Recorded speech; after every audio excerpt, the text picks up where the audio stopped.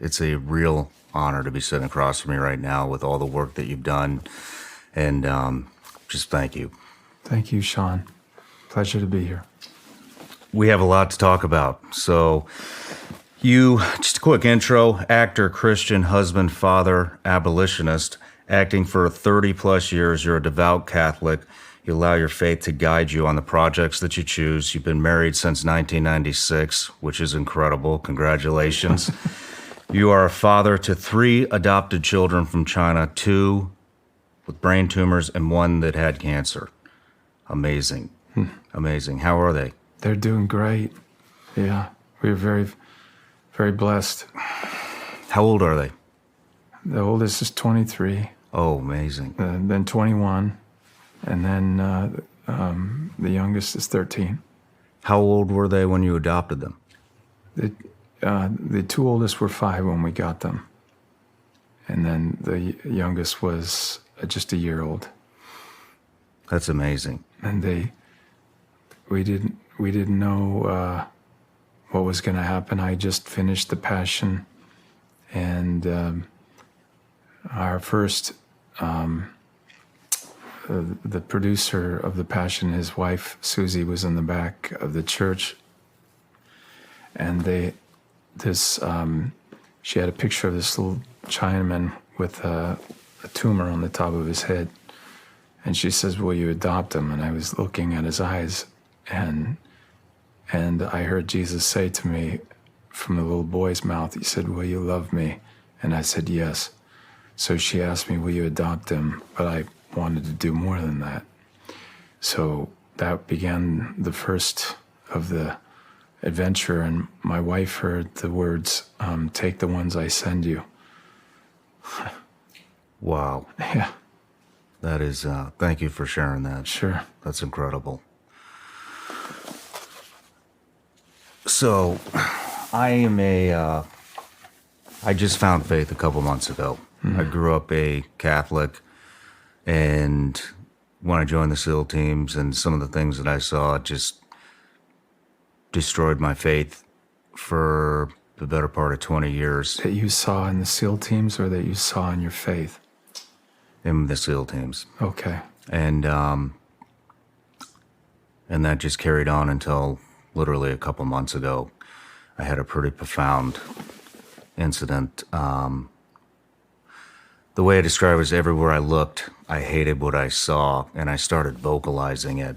And we had a discussion just before filming about this, but it was just everything. It was the stuff that I'm seeing happening to children, the pedophilia, the surgeries, the puberty blockers, the abortions, all of it, and everything else that's encompassing our country right now and the world. And when I started vocalizing it, I hit a point. There was a day where God showed up, and instead of everywhere I looked, what I hated, everywhere I looked, he was right there talking to me. And literally, I had 5 or 6 different things happen within 48 hours, and it was incredible. But so I think it's very not ironic, not a coincidence that you're here just a couple months later, and I've had some other interviews that we discuss. We go into this in detail, but everybody on the show always gets a gift, and usually it's a bag of Vigilance Elite gummy bears from my company. But for you, I wanted to give you this rosary. Oh. And so I want to tell you about that rosary. When I found my faith, I got public about it, and a good friend of mine, his name's Dom Razzo, we were together at SEAL Team 2, and then he went on to development group SEAL Team 6. And when he saw that I'd come out and announced my faith, he sent me that rosary to give me protection, and I've carried it with me every day since. My goodness. And with the stuff that you're about to uncover with this new film, Yeah. Sounds of Freedom, I think maybe you're going to need some of that protection. So it's my honor to pass that on to you. Thank you very much. You're welcome. But you know, I remember having a conversation with Sean Penn a long time ago when we were doing the Thin Red Line. And he asked me a lot of questions about faith and everything. And the character that I was in the film was named Whit, Private First Class Whit, in the World War II film. And Sean and I would, like in the morning and the night, would go run and stuff. And he mentioned to me about, you know, all this stuff in the church and things going on. Why? And I said, there's a place in the Bible, John the Baptist, when he cried out, you know, here's a guy that lived on locusts and honey and had, you know, nothing. And he lived on every breath from God. His own father, Zechariah, doubted God. So I imagine that when he was born, he had to go out and find another father, the real father, you know, adopted father. And at some point, God taught him everything, you know, every breath of God, knew it. And once he understood it, he was like probably 2-3 people showed up. It was like a needle in a haystack. They found him, and their hearts got on fire. And then they went and told the people at the temple, and they all started coming out, but not in, you know, first probably 10, 20, and eventually in the thousands were there. And Jesus often mentions these Pharisees, the priests at the time, like to admire their own phylacteries, you know, their own robes and everything, you see. They sat at the highest places. And eventually, they had no more audience, see. They were out with John the Baptist. They went out to see him, and they thought, we need to recruit him over to our side. And eventually, they probably tried and then whatnot, and then he called them out. He says, you brood of vipers, you den of thieves, and what you've done to the people, and he said, do you think because you're a Jew, you're getting into heaven? God could turn these stones into Jews. I thought of that myself, you know, that I was given an incredible gift, but I'm always better actor with God. That he does something to me that's so much better, and so I'm a slave to him. I want to be. He's holy. I'm not whole. I'm not whole body, mind, and soul. I'm not without him. And I'll always, when I'm with people like Sean Penn, who is brilliant, genius actor, I have a gift, but I'm so much better at my gift with him in me. There's a lot of temptations in the business, but I'm not an easy guy to love.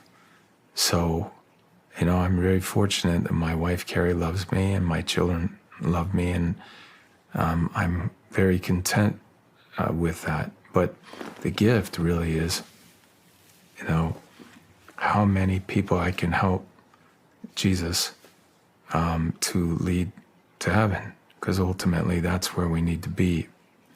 Recently, a friend of mine, David Rodriguez, you know, when we met back in 2004 when I did The Passion, and he was this big, you know, incredible fighter he was, you see. But he started asking me stuff about The Passion. He said, do you actually believe in that stuff? And I said, I do. And it was worth everything. It was worth my life. Because when I first got into about 14 years old, really bad thing happened, and I ran.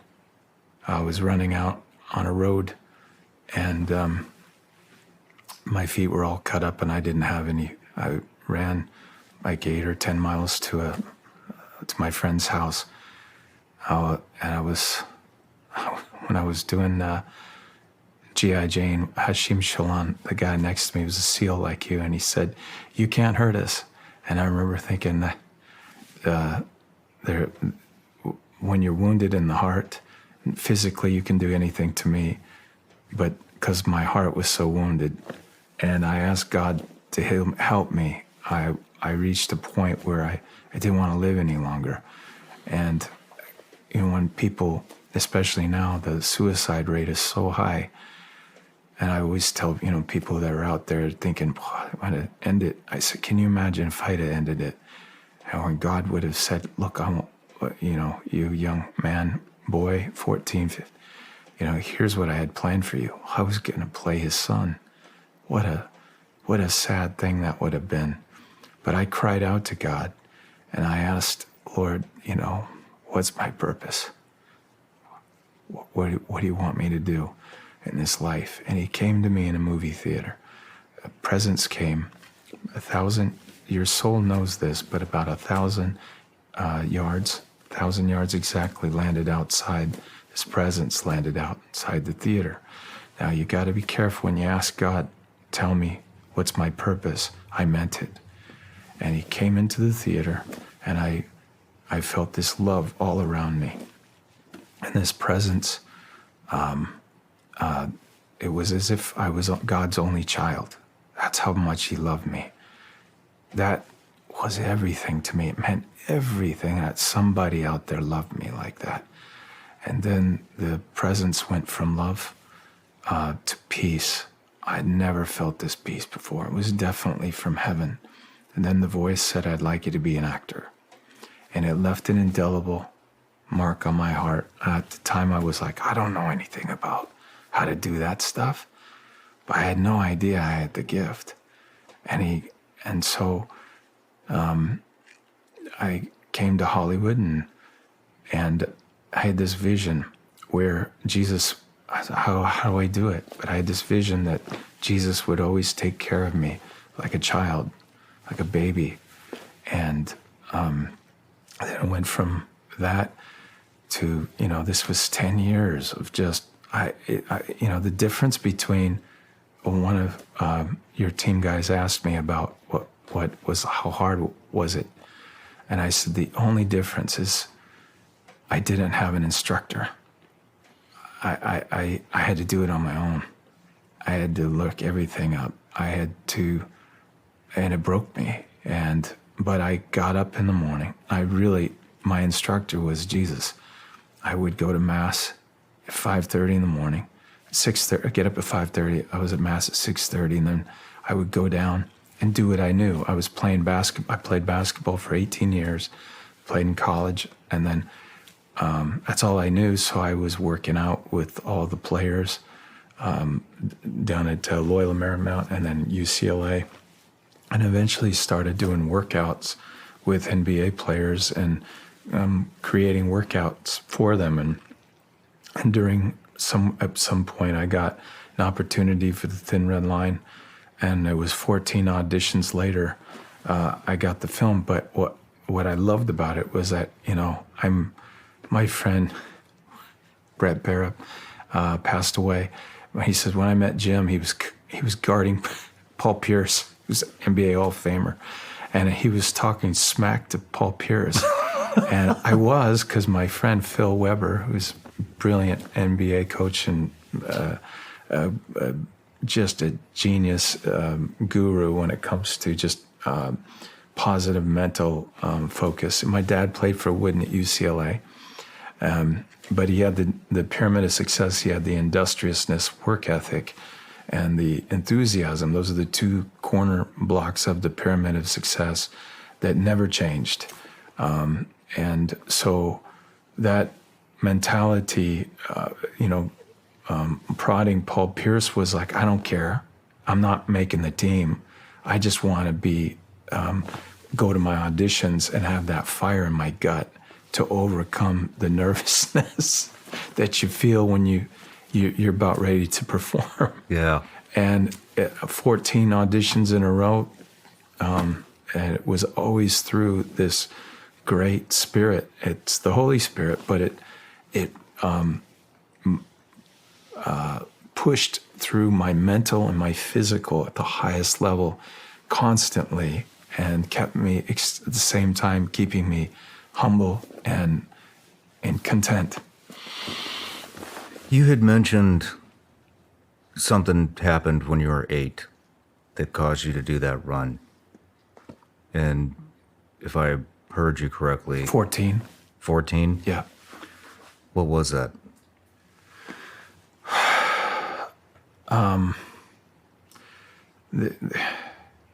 It's hard to answer because there's a forgiveness there, and bringing it up would do damage to that individual. But I've already forgiven that individual. Sometimes, like when we were doing the Passion of the Christ, the pain that I had to go through was so incredible. I was hypothermic. My makeup times were from 2 a.m. till 10, and from 10:30 to 4:30, I was freezing. Then, they had to take the skin, a new application that is now all Hollywood uses now. And those guys didn't even get an award for it. Christian Tinsley, Keith Vanderlyn, Christian Tinsley invented this during the scourging scenes. We used it, but it was burning my skin at the time. We were getting it down. And so I was in a lot of pain on that movie. And then I had to learn the Aramaic, the Hebrew, and the Latin. And so I only get 3 hours of sleep. Then I would get up, and then they created a cross with a bicycle seat in the middle. And then I'd hold my hand here, and they would tie it, and I'd just fall asleep standing or sitting on this little bicycle seat. And then the cold would hit again. And then eventually I got a pneumonia, and then it was on every antibiotic in the world, but I wasn't getting a rest. And so they would try to move me around, but and to do other scenes they could. But so during the one particular take, I had dislocated my shoulder, and I bit through my tongue, and it's the part where Mary comes over. And now, before that, I said, God, I'm done trying to do, there was a lot of frustrating things that were happening. I just said, God, I don't want them to see me. I only want them to see you. And that's when the whole film changed. But it came with the cross hitting me in the back of the head, biting through my tongue and my cheek, and then my mouth bouqueted with blood. And when you see me turn on this particular take, there's a stream of blood that is coming out of my mouth. And I turn to Mary and I say, Olu ami choda chadesh, behold, Mother, I make all things new. And at that point, then I take the cross. Now my shoulder's dislocated, and everything I got it over. I think that if you look deep, I don't like particularly drinking piss and vinegar, but if I have to, I will. And especially when the outcome is saving souls. And I go back to myself when I didn't feel like anybody did. And God said he did. And so I want to love him and bring as many souls as I could to him. So it was always in my intention in that film that when people see it, that they do not see me, that they only see Jesus. It's not one of the most realistic film I've ever watched. And it really puts things into perspective. It did for me when I watched it. backtracked in just a little bit, and then I want to ask you a couple more questions about the passion. You mentioned forgiveness, and that whatever happened, it sounds like it was obviously very traumatic. I think a lot of people, including myself, struggle with forgiveness, with forgiving others, and maybe even forgiving themselves. And that creates a lot of toxicity, a lot of resentment, a lot of negative emotions. And how long did it take you to find how to forgive?